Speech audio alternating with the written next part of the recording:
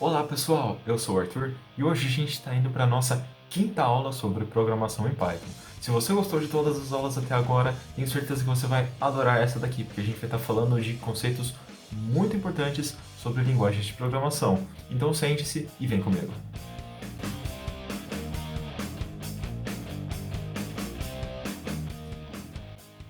Nesta aula, pessoal, a gente vai estar falando sobre laços de repetição for. Arthur, o que é um laço de repetição for? Para explicar um pouquinho melhor para vocês, para ficar bem claro esse conceito, vamos lá para o computador, vamos entrar no Colab que eu vou explicar com vários exemplos para vocês como que um for funciona. Entrem no link do Colab, está disponível aqui na tela, vou deixar nos comentários também e vejo vocês no computador. Vamos lá!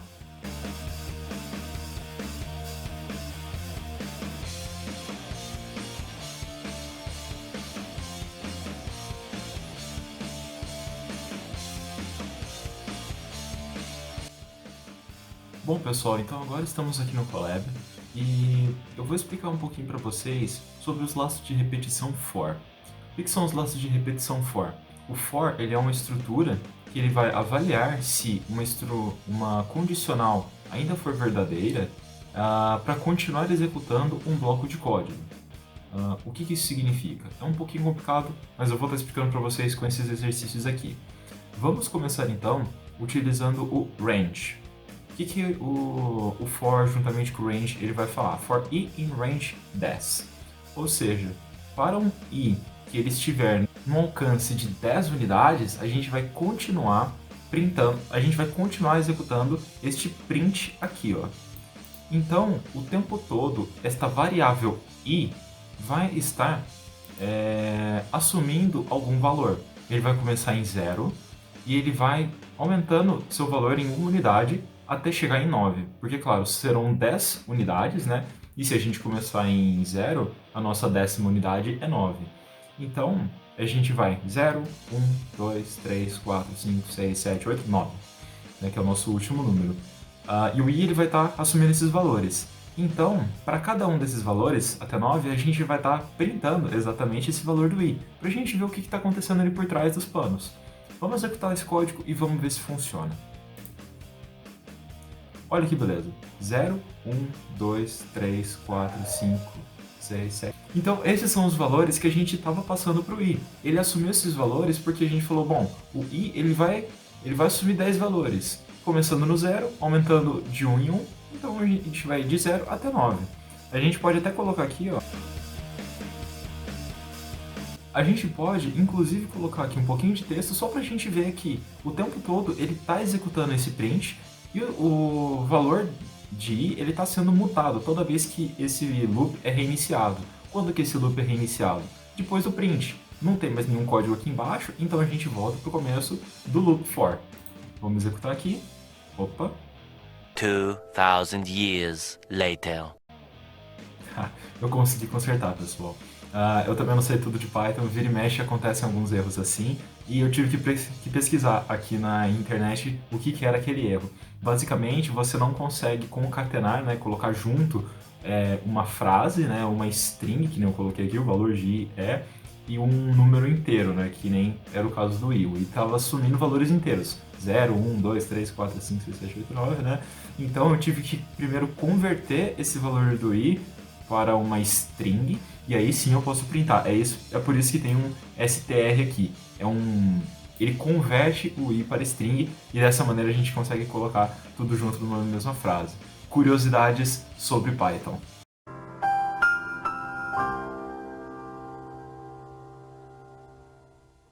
Então a gente pode ver aqui, o valor de i é 0, aí depois ele já sobe mais uma unidade, o valor de i é 1, o valor de i é 2, 3, 4 e assim por diante, beleza? Super simples, super bacana, a gente usa bastante. Vamos agora seguir para o próximo exemplo de range. Nesse caso aqui, a gente está utilizando 3 parâmetros. O que é um parâmetro? São esses valores que estão dentro do parênteses. O nosso primeiro parâmetro no range, ele vai nos dizer o nosso ponto de partida, ou seja, de que número a gente está começando. Nesse caso, a gente está começando do 2, e até qual o número que a gente vai fazer esse incremento? Vai ser até o 30. Só que o 30, neste caso, ele não é incluso. O 2 ele é incluso, mas o 30 não é. Lembre-se deste detalhe, já me pegou várias vezes. E esse terceiro valor, o 7, o que ele faz? Ele está nos dizendo de quanto em quanto a gente vai estar incrementando a nossa variável. Ou seja, a gente vai começar em 2, a gente vai até 30, mas 30 não incluso, e a gente vai fazer esse caminho de 7 em 7, em incrementos de 7 unidades. E que nem no exemplo de cima, a gente vai estar printando este valor de i. Vamos executar, vamos ver se funciona.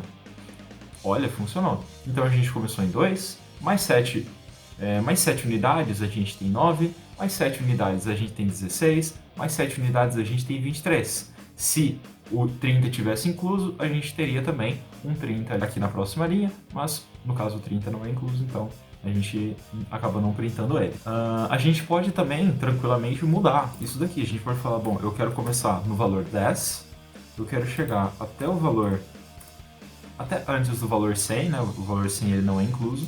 E eu quero fazer incrementos de 5. Vamos rodar. Maravilha, a gente conseguiu 10, 15, 20, 25, 30, 35, até a gente chegar no 95, porque o próximo seria 100 e o 100 não está incluso. Bacana? Agora, no próximo exercício, a gente vai chegar em uma das principais utilizações de um loop for, ou melhor, de um laço for, que é a combinação do laço for com listas. Então, tudo bem. O que a gente tem aqui? A gente tem uma lista de jogos zerados, e dentro desta lista a gente tem os seguintes títulos. A gente tem Dark Souls, Crysis 3, Far Cry 3, Doom, Mirror's Edge Catalyst e Naruto Shippuden. E a gente vai estar querendo printar essa lista. Infelizmente, diferente das variáveis, a gente não consegue simplesmente escrever print e dentro desse print colocar lista de jogos zerados, como a gente faria com uma variável. Listas, por conterem diversos valores dentro delas, a gente precisa iterar sobre cada um desses valores para a gente poder ir printando um por um. É exatamente para isso que a gente utiliza o for. Nessa segunda linha eu escrevi for i em lista de jogos zerados. Então o i ele vai percorrer toda essa lista. Num primeiro momento, i vai passar pelo primeiro index da lista, que seria a primeira posição, que é Dark Souls. Então, i neste primeiro momento é igual a Dark Souls. Se a gente printar esse i, a gente vai ter nosso primeiro valor, Dark Souls.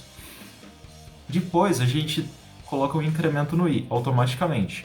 Então a gente vai para a segunda casinha desta lista, que tem o título Crysis 3. I é igual a Crysis 3, então a gente pode printar o i. Nesse caso, ele já vai printar nosso próximo jogo. Vai para a próxima casinha, a gente tem Far Cry 3. Então a gente pode printar esse valor, né? E ele mostra o nosso próximo título. Incrementa mais uma unidade, a gente vai para a próxima casinha, a gente chega em Doom. E assim por diante. Vamos executar, vamos ver se funciona. Aqui, ó.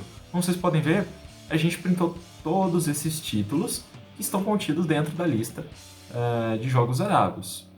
Agora, vamos para o próximo exemplo e a gente vai estar falando um pouquinho do break. Como que funciona o break? O break ele estabelece um ponto de parada, ou seja, a gente só vai continuar executando este loop, esse for, enquanto uma condição não for encontrada. A partir do momento que a gente encontrar essa condição, a gente vai parar de executar esse código, a gente vai parar de executar esse loop. A gente para tudo, a gente já encontrou o que a gente queria, não tem mais para que continuar. E é exatamente isto que a gente está fazendo aqui neste exercício do break. O que eu falei? Dentro dessa lista de jogos zerados, eu quero ver se eu zerei Doom. Se eu zerei Doom, eu não preciso mais continuar lendo a lista, eu não preciso mais continuar executando esse código. Se eu encontrei Doom, eu encontrei Doom. Eu só preciso escrever na tela, bom, Doom foi encontrado e parou o código. É tudo que a gente queria fazer. Mas, enquanto a gente não encontra o Doom, a gente vai printando todos os jogos que tem nessa lista, até chegar ao Doom. E é exatamente o que esse if está fazendo aqui. A gente tem um for que está iterando sobre cada valor dentro desta lista. E se o i for igual a Doom, ou seja, se algum dos valores contidos dentro dessa lista for igual a essa string Doom, então a gente pode printar o jogo Doom foi encontrado e a gente utiliza o comando break para simplesmente parar a execução do código. O break vai fazer isso, ele vai dar uma parada no código. Agora, se o i não for igual a do 1, né, entra aqui no nosso else, então a gente vai estar printando esse valor de i. A gente vai printar todos os jogos até chegar em Doom. Se chegar em Doom, maravilha, a gente parou. Se não tiver Doom, a gente vai simplesmente printar todos os jogos da lista. E é isso. Vamos rodar.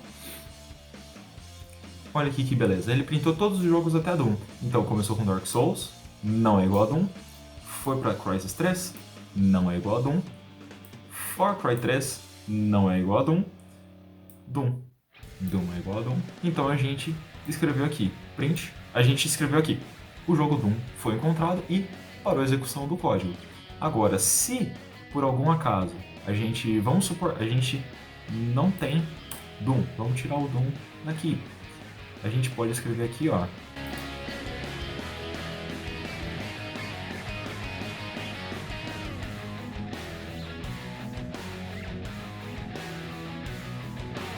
Então a gente pode ver aqui que se a gente não encontrar, não tiver o jogo Doom, então ele vai iterar sobre todos estes jogos que estiverem presentes na lista de jogos zerados e vai até o fim. Não tem mais nenhum item para a gente olhar, então acabou o código, parou naturalmente, né? E a gente colocou aqui, jogo Doom ainda não foi encontrado e vida que segue. Por outro lado, a gente tem o Continue.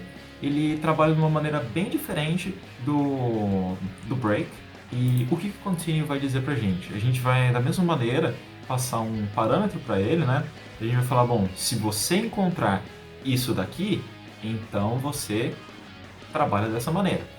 O continue, ele vai pular a execução do código. Então, a partir, no caso, novamente, a gente vai estar de novo procurando o título Doom, mas se dentro da lista de jogos zerados existir o título Doom, a gente não vai printar ele. A gente vai pular o print de Doom, beleza? Vamos executar aqui para vocês darem uma olhada. Então aqui a gente tem Dark Souls, bacana, Crysis 3, Far Cry 3 e onde era para ser Doom, ele falou, bom, é exatamente o que a gente estava procurando. Então a gente vai pular essa execução, a gente não vai printar Doom. A gente vai pular direto pro próximo título. E aí vem Mirror's Edge Catalyst e Naruto Shippuden. Excelente maneira de você pular algum item dentro de uma lista. Então aqui a gente vai estar utilizando para valer o for. A gente vai usar o for para printar esta lista de jogos zerados que a gente tem. Assim como nos exercícios anteriores, né? O for vai estar iterando sobre cada um desses itens da lista e vai estar depois printando ele na nossa tela, né? Eu só queria aqui mostrar para vocês que a gente pode, inclusive, combinar esses prints com alguma outra string, né? Aqui a gente está colocando um espacinho e um asterisco só para deixar nosso print um pouco mais bonito, né? Fazer realmente uma estrutura de uma lista que está sendo printada, né? E também para enfatizar o uso de for para listas. For e listas estão sempre de mãos dadas em Python. Vamos executar isso daqui. Então, maravilha. A gente tem um pequeno título aqui, que nem eu dei aqui no início. Novamente, ele printou todos os jogos, só que dessa vez ele executa também essa pequena string que eu coloquei no começo do print, que é um espacinho e um asterisco. Como vocês podem ver, um espacinho e um asterisco. Um espacinho e um asterisco. E depois o valor do i. Agora, um exemplo um pouquinho mais completo. Eu quis fazer é como se fosse um sisteminha de videogame, de console ali, que você abre seu console e quando você liga, ele te dá algumas estatísticas de jogo, tipo o seu nome, a sua pontuação, o último jogo que você jogou, quais jogos você preferiu. E é basicamente o que a gente está fazendo aqui neste exemplo também.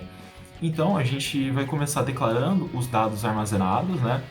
No caso, a gente vai estar armazenando o nome do jogador, que no caso é Arthur Mentado, é o meu nickname para jogo. Inclusive, é também meu nickname no Discord, que, falando em Discord, se você ainda não está no nosso Discord, por favor, entra lá, o link está aqui na descrição do vídeo.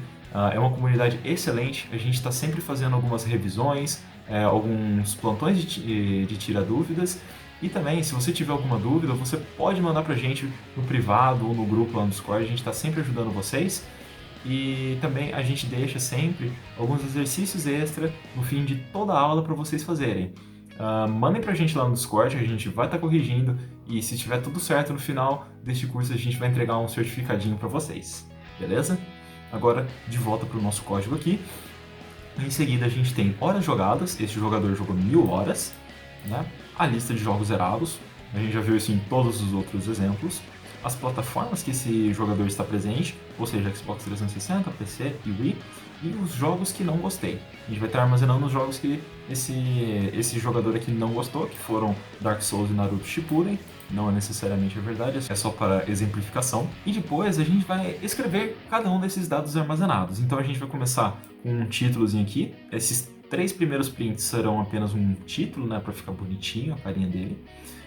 Não se assustem com esse comando aqui, esse barra 033 alguma coisa. Isso aqui é só um comandozinho que a gente coloca para ele dar uma cor no que a gente está printando, né? Esse código vai ser ignorado na hora que a gente estiver realmente executando o código. Ele só vai falar, ah tá, esse código é responsável por dar uma cor, e ele coloca uma corzinha no nosso código, para ficar um pouco mais bonito. Né? Perfil do jogador e tudo mais. E aqui a gente vem nome do jogador e a gente printa a nossa variável nome do jogador. Como eu disse para vocês, é uma variável, a gente não precisa usar um loop for, só precisa colocar o nome da variável. Horas de jogo, o nome da nossa variável, e horas, né, só para complementar. E agora, títulos zerados. Títulos zerados já é uma lista. Então, que nem a gente fez em todos os exercícios acima, a gente vai implementar um loop de repetição for. Então, for i em lista de jogos zerados, a gente vai printar um espacinho no começo, só para ficar bonitinho, e o valor de i, que vai ser a mesma coisa que os valores armazenados ali dentro da nossa lista. Plataformas, né, é a mesma coisa, também é uma lista, então a gente vai estar implementando um for. Eu só mudei a variável aqui, em vez de usar i, eu utilizei y, só para não confundir as coisas. Não é um nome tão bom, né? I e y é um nome um pouco simples demais, a gente poderia dar um nome um pouquinho melhor, mas só para um exemplinho didático, acho que fica tranquilo, sem problemas. E aqui, neste último print, eu coloquei jogos favoritos. Aqui entra um conceito muito bacana. Não sei se vocês se lembram da primeira aula, mas eu falei para vocês que a tarefa de um software é informar. O software, ele é um sistema de informação, então a gente deve fazer o software para que no final a gente sempre termine com algum conhecimento que no começo a gente não tinha. Ele retorne para a gente algum dado, alguma informação processada. No caso deste programa aqui é exatamente isso. A gente tem a lista de jogos que esse jogador já zerou e a gente tem a lista de jogos que esse jogador não gostou. Por que é mais fácil a gente armazenar os jogos que ele não gostou? Porque geralmente são menos do que os que a gente gostou, né? E quando a gente gosta de um jogo, tem alguns jogos que a gente gosta um pouco mais, um pouco menos, jogos que a gente adora, jogos que a gente simplesmente gosta de jogar de vez em quando, mas quando a gente odeia um jogo, a gente odeia esse jogo e a gente não quer mais nem ver ele na nossa frente. E é por isso que às vezes é mais fácil você armazenar os jogos que você não gosta. E a partir da lista de jogos que a pessoa zerou e que odiou, a gente pode então fazer uma lista de jogos que a pessoa gostou. Lista de jogos que zerou menos a lista de jogos que odiou vai ser igual a nossos jogos favoritos. Então a gente vai utilizar um X para iterar sobre sobre essa lista de jogos zerados. Novamente usei uma letra um pouquinho diferente ali, né? For X em lista de jogos zerados. If X em jogos que não gostei. O que esse if está fazendo? Ele está avaliando se algum dos jogos que estiver presente na lista de jogos zerados também está na lista de jogos que não gostei. Se estiver, ou seja, se um dos jogos zerados também for um dos jogos que esse jogador não gostou, então a gente vai simplesmente pular. Não tem motivo da gente printar. É um dos jogos que ele não gostou. Então a gente simplesmente pula esse jogo. A gente vai para o próximo. E para todo jogo que não está presente na lista de jogos que ele não gostou, a gente vai simplesmente printar esse jogo. Exatamente o que esse print X está fazendo para nós. Então vamos executar esse código, vamos ver o que acontece.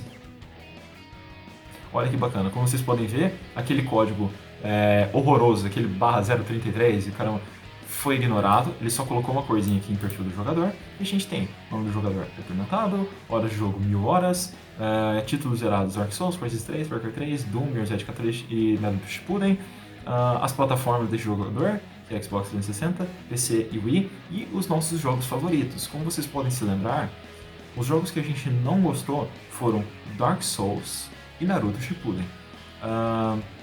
Então, a gente pegou a lista de jogos zerados e a gente tirou Dark Souls e Naruto Shippuden. Ele ignorou esses jogos, ele só printou os que a gente teoricamente gostou, que foi Crysis 3, Far Cry 3, Doom e Mirror's Edge Catalyst.